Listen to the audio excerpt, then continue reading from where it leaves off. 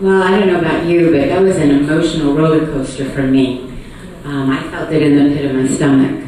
And I kept watching it to think about different pieces that the filmmaker was thinking. And the first thing that came to my mind was his wanting to connect, his connection to his hands, to the door that he touched, to his mom's hair, to the water, to the snow. He just wanted to connect, and even the words were about, I want to connect to you, I want you to connect to me. And he kept saying hug to his, peer friend. So there was a lot of emotion in that film for me. And his perspective of how his mom was feeling and what his mom was going to go through. So I don't know about you, but it was very emotional for me too. I had one of my foster kids was diagnosed with Asperger's, and like with Laura, much more difficult, a lot more behavioral issues. And I was watching it thinking, for one thing, and I'm sure it's obvious to everybody, just as we're all unique, so is everybody on the autism spectrum. And we were looking at a particular child and his particular situation, and I thought it was good the way the film brought in his brother Luca, and we could see that Luca was having different frustrations, and perhaps, he was not able to communicate yet. We don't know the history of Patrick, so we don't know when he began to be able to express himself as he is now able to do as a young man. But I thought it was good, and as a person who works with the families, and because we do get so many calls from parents, from families who have children on the autism spectrum, it's the #1 diagnosis that we get calls around. I did keep going to the parents, to the mom and the dad, and how it was for them to have 2 of their 3 children on the spectrum, which is not, by the way, that uncommon, that this is in families, and a lot of my calls are like that, sometimes even all 3 of the kids, if there's 3. But I also thought a lot about the sibling, the boy who was neurotypically developing, as we would say, and how that was for him, and how we don't have a lot of resources sometimes for that child out there. So I kept going, I was with the boy, I was with Patrick, then I was with Luca, then I was with the mom, and then I was with dad, and then the other brother, so it's the whole family. You know what else I loved? Even though the words were that he just really wanted a friend at the school, but he integrated into the school. He was accepted. I don't know if you watched when they were making that circle from head to head, and of course his motor planning was a little compromised. But the girl next to him said, I'm sorry that I touched you, or that I have to sit so close to you, so validating, that it might be uncomfortable for him. But there just seemed to be an understanding at the school, and I thought that was really, really nice. Well, in that scene, my heart was beating for Patrick. I thought, oh no, he's got to lie down, and this is so hard, and it's got to be painful for him. So that's what it brought for me. I actually was surprised he was able to do that, and I was really rooting for him, and I was just very excited that he was able to do it. I also, looking at the school, I don't know anything about the school, but I assumed it was a private school because of the large cross on the wall, and that there was so many services for him in that school in terms of the one-on-one aid. That wouldn't be something that you would generally see in we do have certainly what we call non-public schools, but our religious schools, typically you wouldn't see that one-on-one aid and that type of service, and I don't know, it's just a different way that perhaps private schools might do things there than here, although, there's people do use private schools in that capacity. It just would not be typically what you would see. So, I don't know. I think another point was, which really was heavy, was him not wanting to be a burden. That word was intense, And the other thing that I loved was that he said, please always provide me with normal opportunities.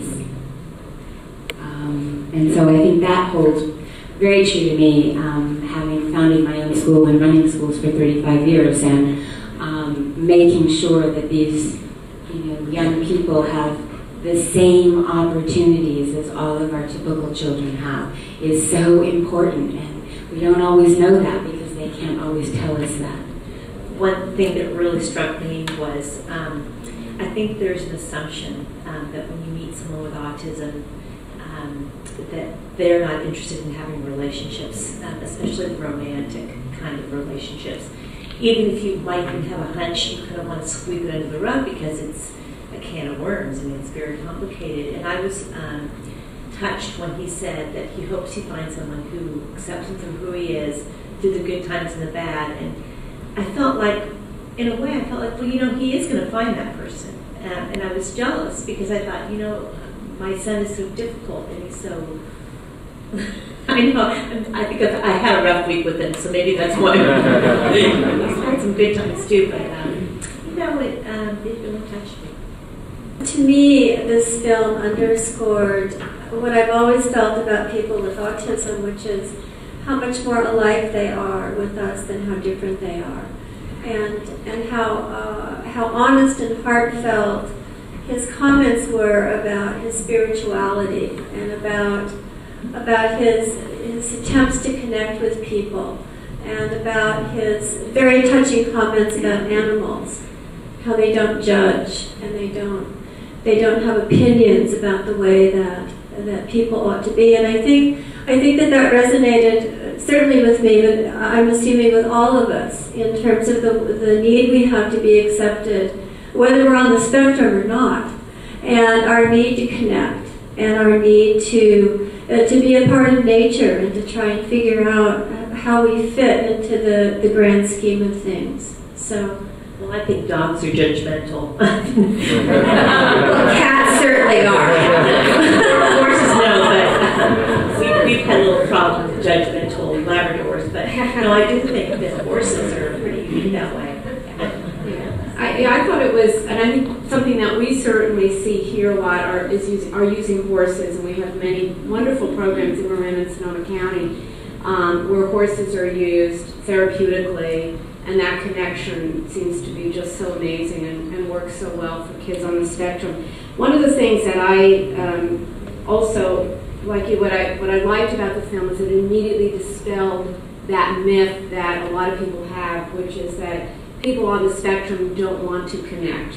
And I think that in the vast, vast majority of cases, maybe all of them, we don't always know, that connection, that desire for connection is there. I think there's just barriers to it. And so a lot of our job is to help to determine what those barriers are and to have them removed. And I think with Patrick, one of the things that he was so obvious, and I think the film did such a good job showing, was his sensory sensitivity and his need when he talked about vibrations. And you could see that even when he was listening to music, putting his hand on the radio, and how calming the vibrations were, and the way he talked about colors and being outdoors, and there were any number of, he talked about melodies. I mean, there were so many things that he talked about. And I was recently on a very long train ride, and one of the people on the train was a boy with autism, and who was pretty involved autism.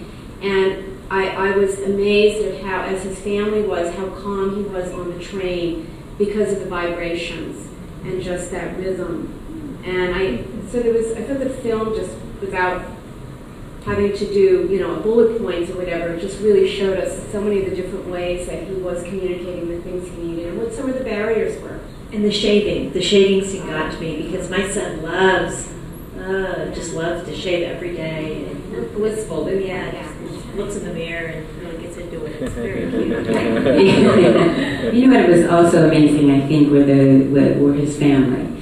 I mean, he had time to be alone, to calm down, to disconnect, and for him it was connecting to nature.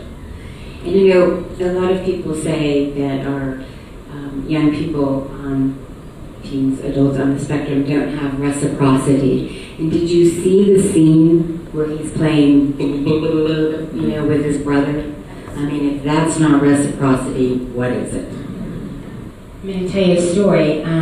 Last year, the first annual Connecting People to Resources, hosted by Dominican, was held. And one of my very first children on the spectrum who, you know, was in her late 20s, her parents brought her to the resource fair.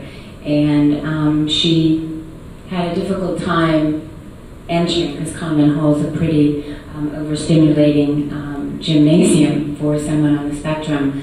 But I could see the tears in Mom and Dad's eyes because they looked into the room and saw 55 providers of services for people on the spectrum. And when she was 5, there probably would have been 8. So I think that while we can always use more, and it was amazing how far we have come since the early years of interventions and strategies. So I'm really optimistic that we're even going to have more because the research is better. If you haven't listened to Dr. Robert Hendren from UCSF, he talks about the paradigm shift. And I love that he talks about the paradigm shift.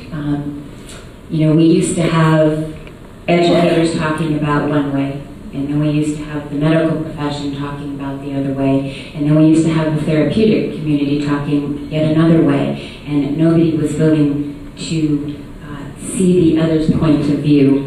And he was very clear that now the educators and the therapists and the scientific and the medical community are coming together. And I think that's amazing that finally they're working together in a very collaborative way. So I'm, again, really hopeful.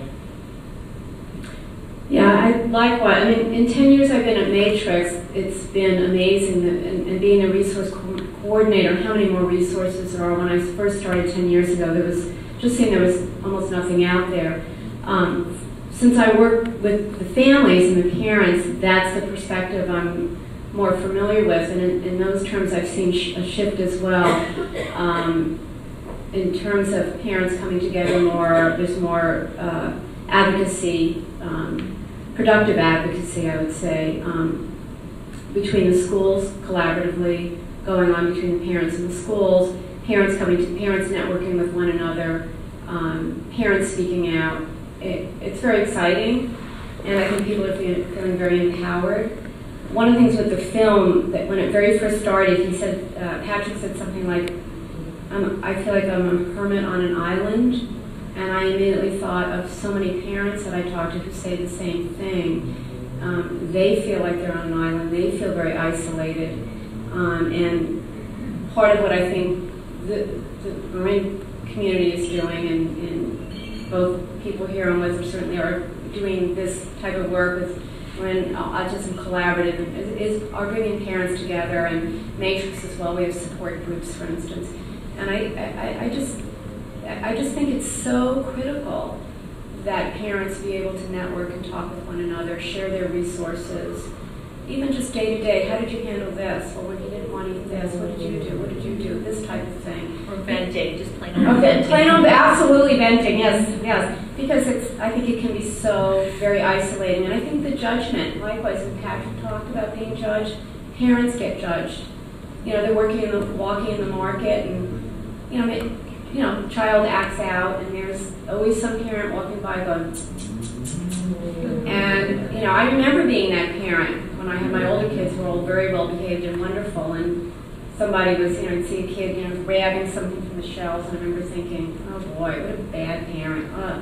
And then years later, when I had my second family and I had more difficult kids, and I also became a foster parent and an adopted parent, and I had some kids who were grabbing things from the shelf and doing all these things. I remember somebody walking by and going, and I remember, boy, if you were in these shoes,